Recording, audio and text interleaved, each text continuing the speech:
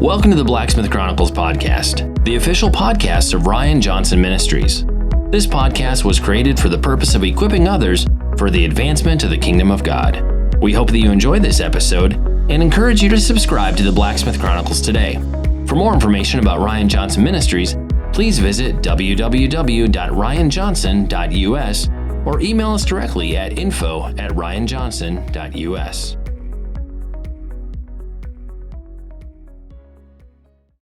Hey guys, welcome to the Blacksmith Chronicles podcast. This week I'm very excited and I'm honored to welcome a guest that I'm just now getting familiar with, but as I've done the research, extremely grateful for the ministry work, the kingdom dynamics that they present to the body of Christ and to help advance the kingdom and the identity of the Father, Son, and Holy Spirit. And all that. This, though, is going to be a phenomenal episode because of a particular book that I got in my hands. And so I invited the author of the book to be with us. So without further ado, I want to welcome Dr. Jennifer Clark. Dr. Jennifer, thank you so much for being a part of the Blacksmith Chronicles podcast. Well, I'm delighted to be on. Good to get to know you. This is a subject that I'm extremely passionate about. And before I wrote the book, I prayed about 2 solid years. How can we reach the younger generation with the truths, including in the book, the truth about what socialism and communism really is? Now, I'm married to Dennis. We've been married for 23 years, and he mentored me in spiritual things. But as I was telling you earlier, the history is my area. So give us a little bit of insight of who Dr. Jennifer Clark is, your husband, what you do, where the ministry is located. For those that are just now getting introduced to who you are, pull the curtain back and give us a glimpse of who you are. Okay, we are co-pastors of Kingdom Life Church in Fort Mill, South Carolina. And then we have Full Stature Ministries, which is really an around the world ministry with products and so forth.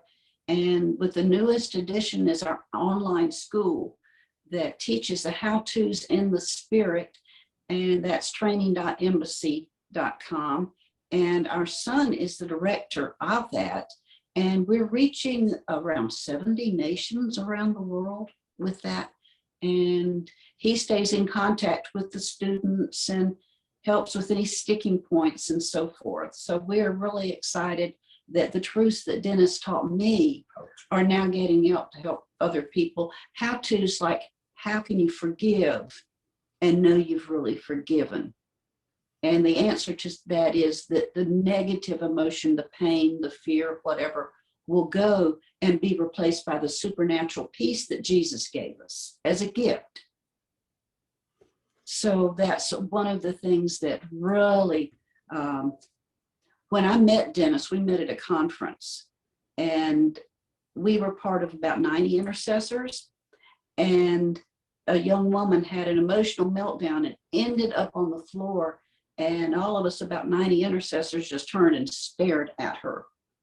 And Dennis went over to her. This was the first time I ever saw him. And he got down on one knee beside her, and he started leading her through episodes where she needed to forgive. And she got deliverance and such healing that in less than 10 minutes, she was up on her face with her face. She was beaming. And I said, this is huge. The church really needs this. If the church knew this, we could have a healed and healthy church worldwide. And so really Full Stature Ministries has been dedicated to getting that word out. And most of our books are on that and similar subjects. And then enter history. I love it though. When I was Go ahead. Oh, I was going to say, when I was just a baby Christian, I was going to college. And so I got saved. And then before I even found a church home, God gave me a total concept in history that has been just amazing and a great benefit as far as teaching history and writing about history for other people. I love it. I think it's a much needed layer within understanding so much of what we need to further advance the kingdom of God, especially in particular nations. We need to know the history, the structure of nations. And with that being, specifically, we're addressing the United States today, but also this is a global issue because of the United States and many other nations beforehand. But I had this book sent to me, Satan is a Socialist, Free Enterprise versus Socialism. I love the undertitle of this, Conspiracy Theory or Fundamental Truth of the Ages. I love this. I'm a historical junkie. I love history. Always been obsessed with history, but socialism is one of those things that I cannot wrap my brain around the idea of even toying with the concept of this potentially working. And honestly, 25 years ago, I would have never imagined that we as a nation would be discussing the probability of socialism. Yet here we are. This is 2021. Socialism has gained its momentum. It's gained ground and stuff and everything. So I got to know, what was your mindset in developing this book? Are you just trying to educate for the sake of educating, or do you believe that this is really a fundamental truth that must be established about the threat of socialism? It is a fundamental truth. And the truth is, we are in a war right now of economic systems. Which economic system is going to prevail? And the two main contenders in this war are free enterprise and socialism, communism. And I say it like that deliberately, socialism/communism, because Karl Marx himself said socialism is just a step on the way to communism. So it's not an endpoint. But what blows me away is that that idea can even have been sold in our country. And it seems like so many of the young people are brainwashed. And if they knew the truth, let me give you one example. So I had just written an early version of the book. And then, of course, Satan is a Socialist was just published, but an early version, and I had a test subject. My husband and I had been going out to a particular restaurant, had met a brilliant Christian college student, a young man, and he wanted to debate me about the ideas of socialism and capitalism. And so I said, take this and read it. And next time when we come in, we'll talk about it. And so at first he said, well, I notice you don't give the side for socialism in this. And I said, just read the book and we'll talk. The next time we came in and he had read the book, he was humbled. He was no longer arrogant. And he said, this is a compelling argument. I have no answer against what you've written in this book. And he was completely changed. And so actually I had prayed for about 2 years, and I asked God to give me something that could not be argued against. And I believe that if a young person has any honesty and integrity, and they read this book, willing to have ideas challenged on some level, that the conclusion is inescapable, that only the devil himself could have come up with an idea so diabolical. And of course, we were young in the 20th century and grew up in society and saw a lot of changes. And it's during that time the younger people were beginning to be brainwashed. But like you said earlier, most Americans understood all the killing in the name of communism. Of course, it started out in 1917 with the Bolshevik Revolution, when they decided they were going to use the tactics of the reign of terror in France to impose socialism on nations. And we know the killing that took place. Actually, almost 170 million people were killed by communists between 1900 and 1999, trying to force an unwilling people to accept socialism and communism. One of the most chilling to me was what happened in Cambodia. Cambodia, at the time of the killing fields of Cambodia, was in a Christian revival. It said that it was assumed that most of the nation would have turned to Christ if the revival had continued. Well, at this point, the communists came in and they killed about 1/3 of the total population on those killing fields. And they came in to impose socialism. If an idea is so good that you must impose it on people, that should tell you something about the idea. And then we know about what happened in the Ukraine in the 1930s. So, having been successful in subjugating Russia, the Soviet communists came to the Ukraine, which was at that time called the breadbasket of Europe. And what they did was they sealed off all the food from the Ukrainians. They sealed the borders so food couldn't come in. They put all the available food behind protective barriers so the people couldn't break through and get food. Now, they did feed the livestock, but they subjugated the Ukraine by forced starvation. And it said that at the height of what they call the Holodomors, death by starvation, that perhaps 23 to 25,000 men, women, and children were dying of forced starvation every single day. And then there was a Soviet defector named Viktor Krivchenko, and he wrote a wonderful book that was published in 1946.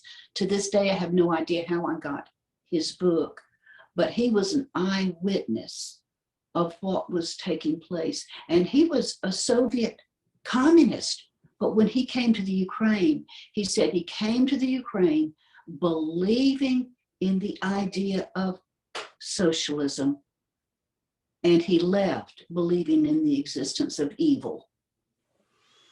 When Stalin was later asked about this Ukrainian starvation, he said, they just had a bad harvest. Well, it was a bad harvest. It was a bad harvest that came from socialism. Yeah, for real. So, okay, you and I discussed this before we started recording for the episode here, but I want everybody to hear this. How many times has socialism been put into place and it succeeded versus it failed? Well, according to Dinesh D'Souza, in one of his latest books on socialism, it's been tried 42 times and it's failed 42 times. It has never been successful in its pure form. This is what's fascinating about this for me, because I have had conversations with people who are very much pro-socialism. And it's one of those things where I said, if you had one success story, just one, I might be willing to say, okay, let's just see. But, we're batting negative 1,000 here with 42 attempts and 42 failures. Exactly. So what is it that is so lucrative to the generation right now that is causing people to buy into the idea, especially here in the United States? What is it? What's the carrot, the dangling carrot that is causing this generation to consider socialism? Well, for one thing, they promised free stuff. And they promised the government, which does not create money, they only take taxpayers' money, does not create wealth. They promised them that their basic needs will be taken care of. They promised them things like free health care. One of the promises perhaps to pay off student loans. And, to tell you the truth, right now, the younger people are struggling. They do have student loans. They do have, that's a millstone around their necks going forward in life. And so that's very appealing. And I really believe that's the main hook that draws the young people to socialism. But the problem is, and Margaret Thatcher said this so well, eventually you run out of other people's money, because remember, who's paying this to the young people? That would be the government. Well, the government has no source of wealth. The government does not create wealth. The government does not make money. They can only take money from the taxpayers and then spread it out. But the government bureaucracies are the most wasteful entities in our nation. They can't even run a post office without going in the hole. And so the hook is greed. And socialism always promises way more than it can deliver. In the process of writing this book, I studied other nations, and the only 3 nations that have a more or less pure form of socialism right now would be North Korea, Venezuela, and Cuba. And boy, you should read the stories of the Cubans who are trying to get out of there and get to America, the Venezuelans who've already left, or the defectors from North Korea. And one young woman, Yeonmi Park, wrote her book about how she did escape from North Korea through Mongolia and end up in South Korea and eventually America. And she is such a determined and exuberant American and capitalist. Now, it's fascinating to read her story. She said when she was able to leave, or when she was able to escape, she said that they didn't have a concept. The people in Korea didn't have a concept of freedom. They just knew they were starving because the infrastructure of the government had broken down. They'd run out of money. The Soviet Union was no longer able to prop them up, and people were starving to death. Some of the most heartbreaking stories you could ever read come out of North Korea.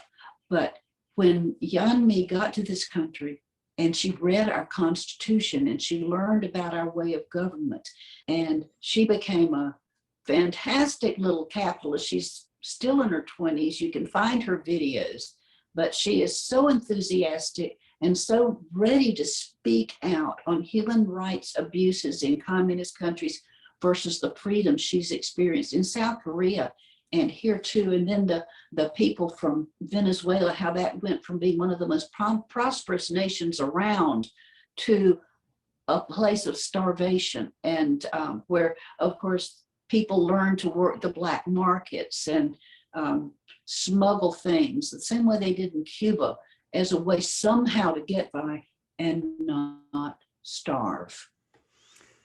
Yeah, I find it interesting. Which is, of course, what they deliberately do. When you mention those 3 countries, I've never seen anybody trying to get into those countries, but I'm always seeing people try to get out of those countries. No. That's absolutely true. Now, there are countries that have brought in elements of capitalism. Communist China is an economic force today because after Mao died, his successor saw that socialism doesn't work, and he began to implement elements of capitalism, like their very profitable organ harvesting program, of course, because they're communist socialists and they're totally anti-Christian. They devalue human life. And so now they have concentration camps of people who are prisoners of conscience, Christians, the Falun Gong, who are the meditative Far Eastern healthy living people, and the Muslim Uyghurs. They have them in concentration camps, and they test them for blood type and organ harvesting suitability. Now, you can wait years for an organ in America. In China, let them know you're coming. They take your vitals vitals, find out what blood type you are, and they can kill somebody and get you your organ within 3 days, because they keep the people in camp so they could just bring them out and harvest their organs. Now, one of the most horrible things about it, organs are better when they come from live people. So they take living people and cut their hearts and kidneys and livers out and take them right across to the adjacent hospital where the donors are right near the patients receiving the organs. And boy, there should be demonstrations in this country against that practice. The information out, there's one book called Slaughter that tells about how they go about this organ harvesting. It's absolutely blood chilling. It sounds pretty much like Satan would do such a thing to me. And we know that Jesus says that the thief comes to steal, kill, and destroy. And boy, the thing that really gets me is not the economic devastation so much, but all the killing. What kind of ideology is this that kills so many people? To me, they are as much the people who are having their organs harvested while they're still alive. That is so eye-opening. Why aren't people seeing it? We do know that there are demonstrations going on, even in China, where it's dangerous to demonstrate. They're speaking out about the killing. But what kind of ideology has to kill people to subjugate nations and then kill people to keep the economy going? It really is very difficult to understand, and how people can turn a blind eye and a deaf ear to it, but at the same time be enticed by it on this soil. And it's interesting. I'll tell you, it's greed. It's being promised free stuff. Well, that's what fascinates me, because I don't proclaim to be a genius, but I know that you can't file bankruptcy on bankruptcy. So in other words, you can't just keep, crying, well, we're just, out of money, and so we're just going to make everything free and just write it off. You can write off all the student debt, but if you don't pay off that student debt, colleges are going to close. They're going to go bankrupt. So, I'm always fascinated by this, and I believe there's a demonic strategy behind it. And part of that is that greed and that power, because I've noticed that the people that are really pushing the platform of socialism are politicians.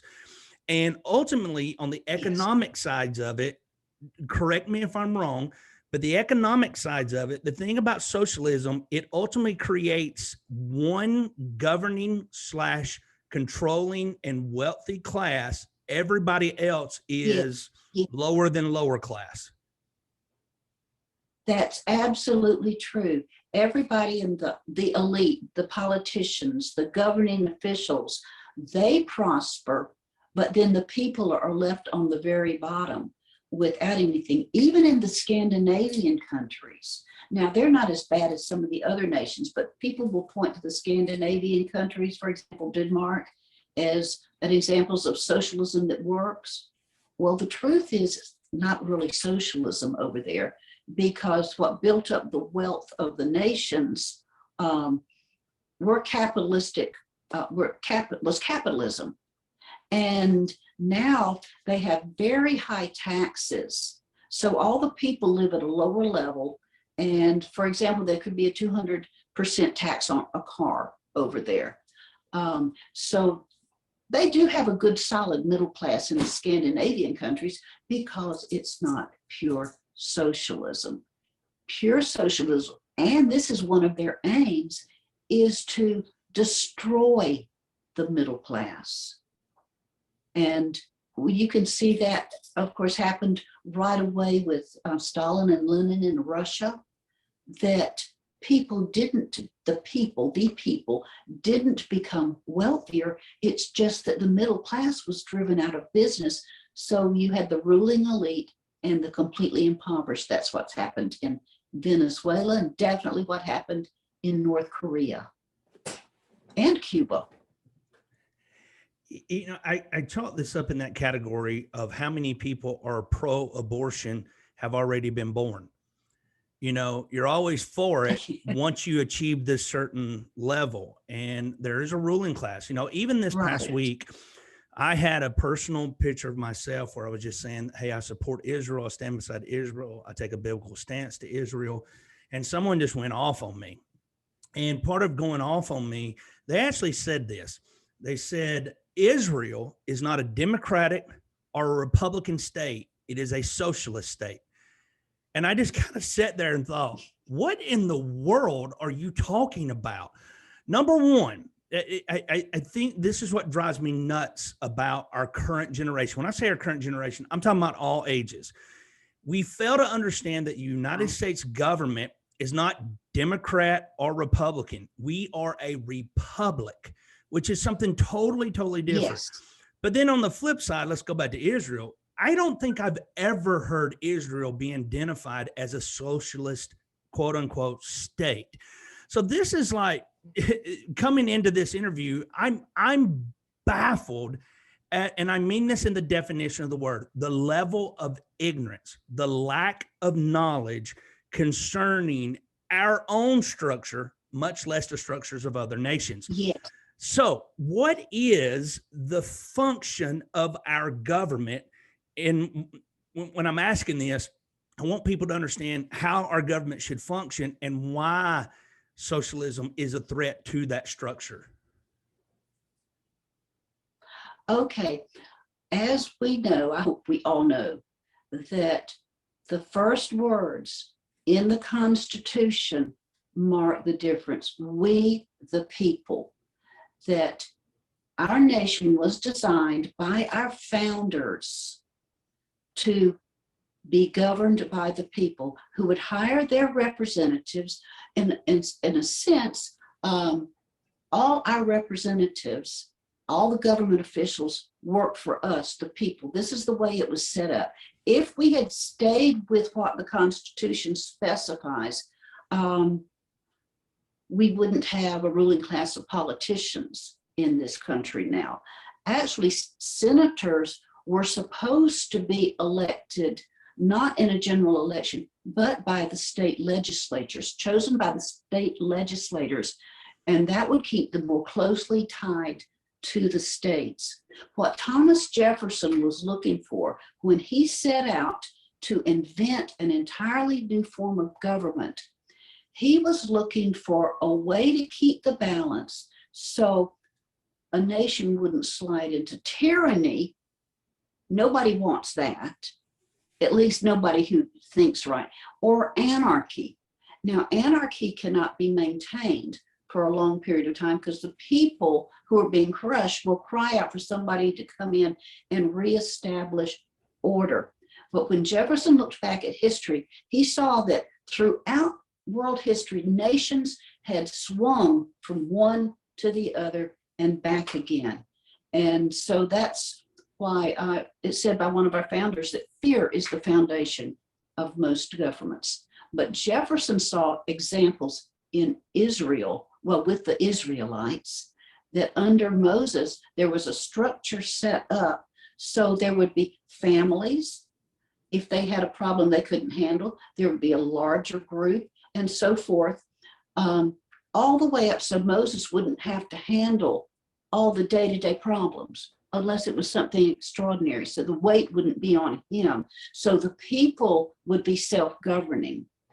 Now, Jefferson looked back in history, and the Anglo-Saxons in the British Isles from 450 AD until 1066, the Norman Conquest, had a structure set up almost exactly that was set up by Moses in Israel.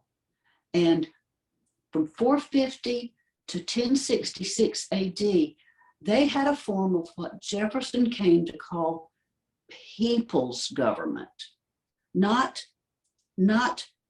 the dictators ruling, not total out of control, but a balance. Like if you look at a children's seesaw or teeter-totter, there's an area in the middle where a delicate balance can be maintained. Mm-hmm. So he was looking for a way to maintain that balance. And that was the purpose in the Declaration. That was the purpose of the Constitution. When they ratified the Constitution, it was, how can we set up a new form of government to maintain that balance where we, the people, rule? Because unfortunately, it's been said that power corrupts. And it's true, and absolute power corrupts completely. So how can you keep the lower side of man's nature from seizing power and becoming a tyrant over the people? And this is what we're battling right now in our nation, because we can see right now that we have, even when our governmental agencies have been tipped in the favor of one section of society. One section of society has crimes overlooked, will not be prosecuted, but the section of society that we're a part of, patriots, conservatives are a part of, there is no justice. So we were to be a nation of law, the rule of law, and the Constitution is the supreme law of the land. And the purpose of that was so nobody can be persecuted for their beliefs, and nobody can lord it over other people by their beliefs. Our form of government is a very unique form of government. And by the way, there was a study done by a political scientist in the about Protestant missionaries in the 1800s. And he discovered, in answer to the question of how can we have peace in this world, he discovered that when the missionaries went in, taught the people the Bible, built schools, brought people to Christian principles, that we call them democracies, but actually we mean a republican form of government. Democracies were established in certain nations. He discovered that democratic nations do not go to war against other democratic nations. And he really came up with, it changed. His study is amazing. I'm surprised nobody's written books on this. Really amazing that he discovered that this is the secret for world peace.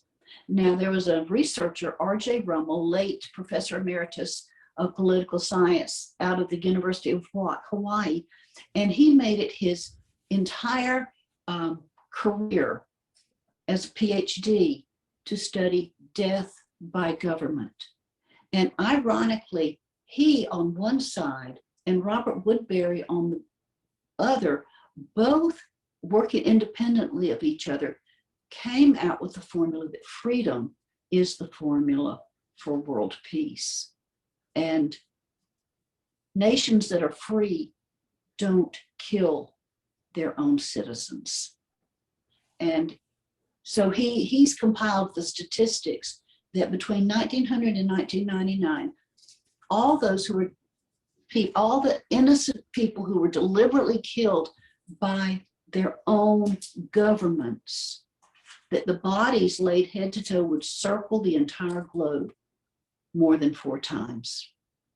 Mm. Oh, and another point about this, Larry Grontwall was an undercover agent for the FBI. He's the only person who ever infiltrated that leftist socialist communist group, the Weather Underground, that was so popular on college campuses back in the 70s. And he said that Bill Ayers, are you familiar with Bill Ayers? He's a professor at Columbia University now. He was a terrorist with the other Weather Underground.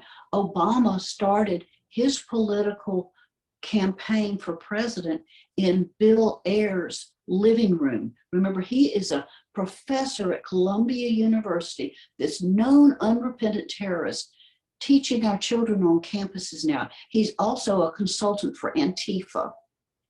Well, Bill Ayers said, and when just sitting around talking, that he estimated that to bring America under communism, they would have to start out by killing at least 25 million Americans.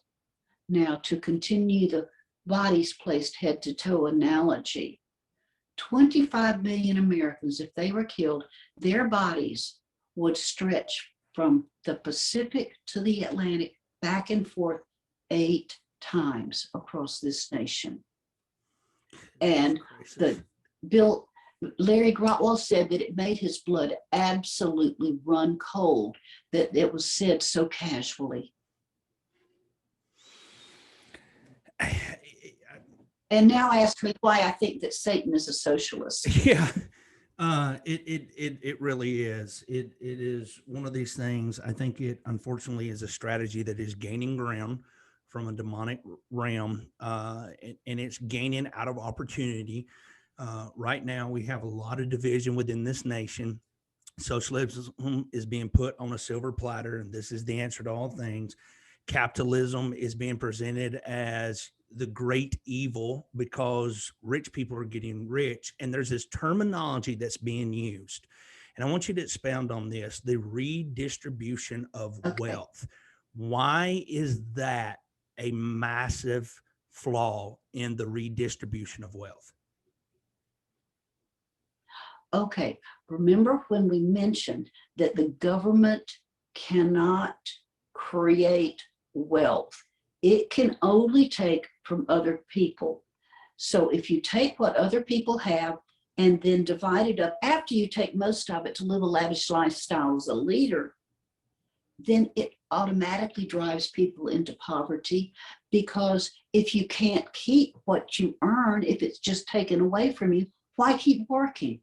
Why keep struggling? Why keep trying? Why try to better yourself when it becomes impossible to succeed and lift yourself up from where you are?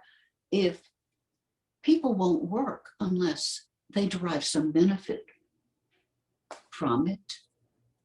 Say you took our medical system, where doctors spend a lot of time going to medical school. They spend years and years and years after medical school, then they have internships and residencies, and then they work for themselves and they build up their business and they get a good reputation with their patients and they do good medicine. Now you take these same doctors, you hire them by the government, you give them a low salary and put them to work in an institution that cares for patients. They derive no benefit for themselves. They can't make a good living to support their family. They don't answer to anybody. The patients are shuttled around between multiple doctors, none of whom have a care for them anymore. And that's a sense of redistribution of wealth right there on a smaller scale. Again, the problem is that there has to be some incentive to continue working. There's been a good example of using grades. So we students, we go to school, we work hard, we study, we do all our exams, we get a grade point average. And say in college, so you have your grade point average. Now there are A students and there are C students and there are F students. Now the A students work hard for their A's because they derive a benefit, and they will benefit from it in the future in the sense of being able to go to graduate school and so forth. So suppose you have a classroom and you have some students making A's, some students making B's, C's, D's, and F's. And you say, okay, we're going to give every student a C, no matter how hard you work. Well, if I could derive no benefit from working hard to make, say, the highest A's in the classroom, why work anymore? Why study anymore? Why not just go out? Why not go down to Fort Lauderdale and party, or Panama City and party? Why spend all those hours trying to earn good grades? And so what they find out, actually a professor tried this, and the level didn't fall to a C for the classroom average, but fell to the level of a D. You've got to have an incentive to work. You've got to have a reason to work. It's one reason that when you put people in housing projects where it's not theirs. It's not something that they maintain and their family benefits from. The first thing that happens is the lights get shot out, the windows get broken because it doesn't belong to them and they have no interest in the upkeep. I bet home ownership and owning property, this was one of the things they had in our nation. You know, women could vote early on in America. They had the vote because being able to vote was based on owning property. Now, why was owning property required for being given the privilege to vote? Because you take care of what you invest in. And you devalue what you put no effort or investment into.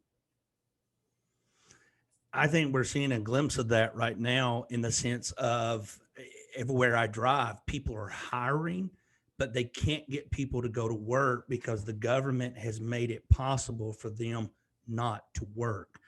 But that's going to run out. That's going to create a problem. That's going to be an issue and all that. And the reality is we're nowhere even near being able to go through what is so much is in this book. There's so much wealth of information, the biblical perspective, the understanding of how we're to be structured, so much of the governmental side of it, the difference between capitalism and socialism broke down.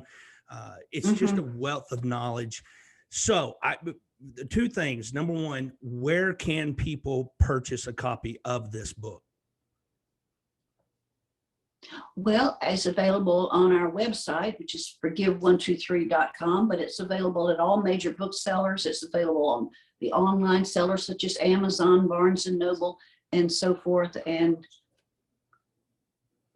all major booksellers. So it should be available. Well, it's published by Destiny Image, and of course, Destiny Image is a major publisher, and so you could go in any area where you live and check out the bookstores and purchase a copy of the book. And your it's website also available at forgive123.com. Okay. It's also available through sidroth.org. Awesome.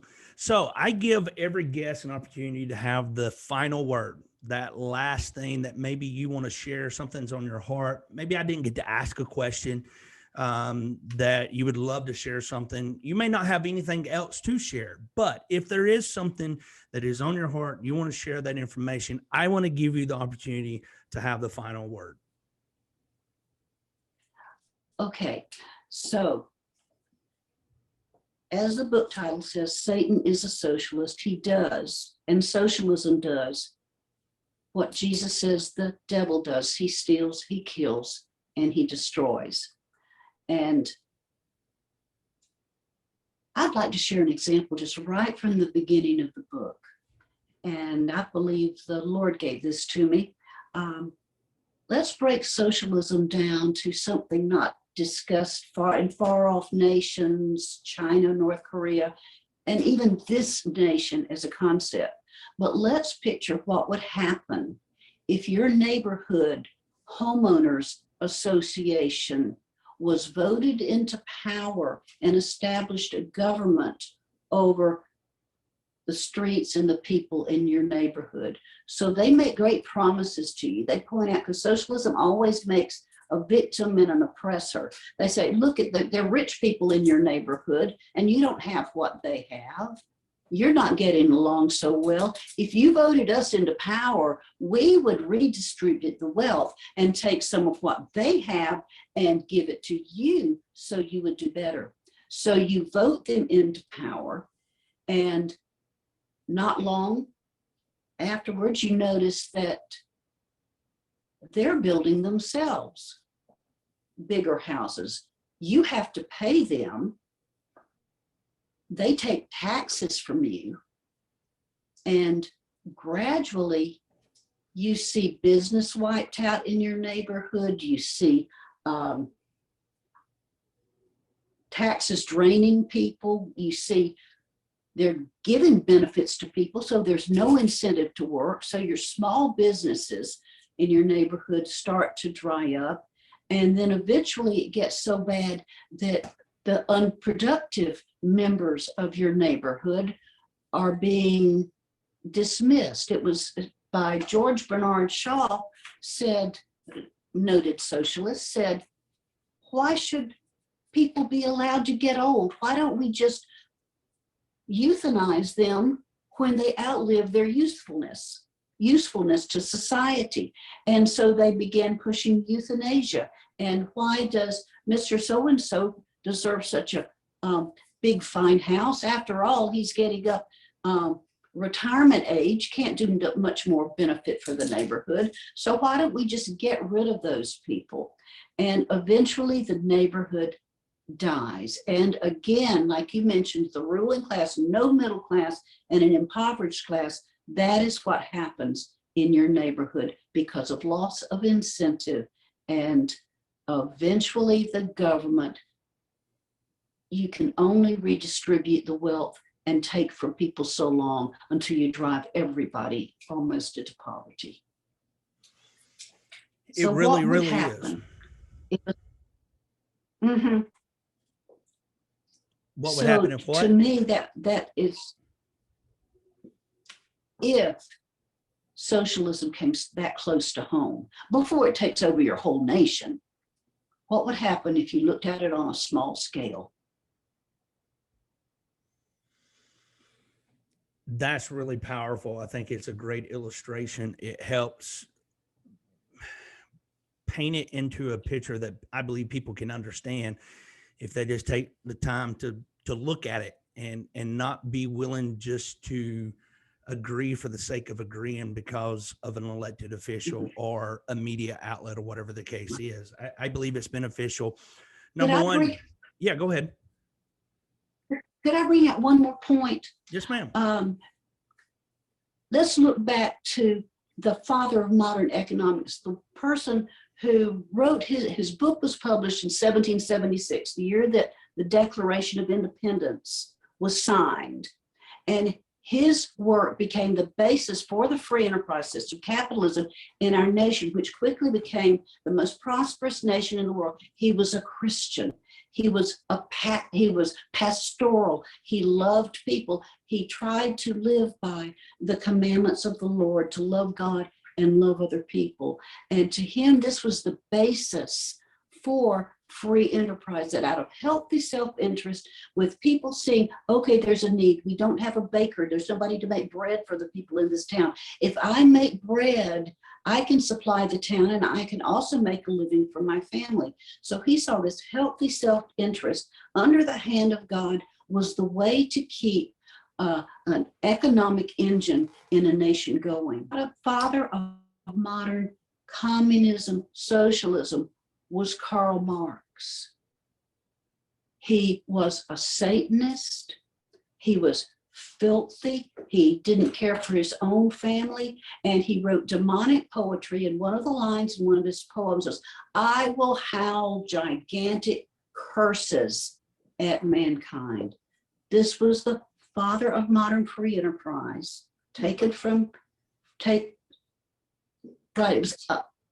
Adam Smith was the father of modern free enterprise, Christian. Karl Marx, Satanist. The two modern fathers who are influencing our society today.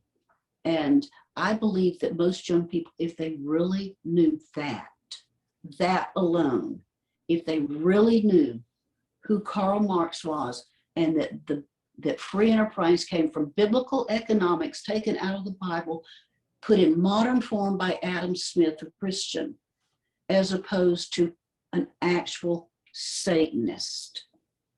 I think that would give most young people pause alone if they knew that. I agree wholeheartedly. I think it is valuable information, and I sincerely appreciate your willingness to take the time to research, to study not only the Word of God, but history, to compile this in a book. I want to encourage everyone to get your copy of Satan is a Socialist. I would encourage you to get it and give it to everybody you come in contact with, but maybe a graduation gift to somebody graduating high school going into college, because they're going to get inundated in a college system. We know that without a shadow of a doubt. So that'd be a beneficial tool to be able to give to them as well. Dr. Jennifer Clark, thank you so much for your willingness to share on the Blacksmith Chronicles podcast. I appreciate you taking time today. Well, it was great talking with you. For everyone else, I genuinely hope and pray that this episode has encouraged you, it has equipped you, and it has challenged you to further advance the kingdom. Until the next episode, guys, be blessed in the name of Jesus.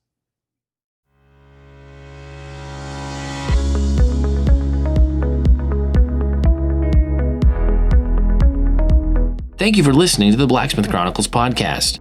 It is our prayer that this episode challenged you, encouraged you, and equipped you for the advancement of the kingdom of God. For more episodes or ways that you can partner with Ryan Johnson Ministries, please go to www.ryanjohnson.us or email us directly at info@ryanjohnson.us. Please join us again soon for another episode of the Blacksmith Chronicles.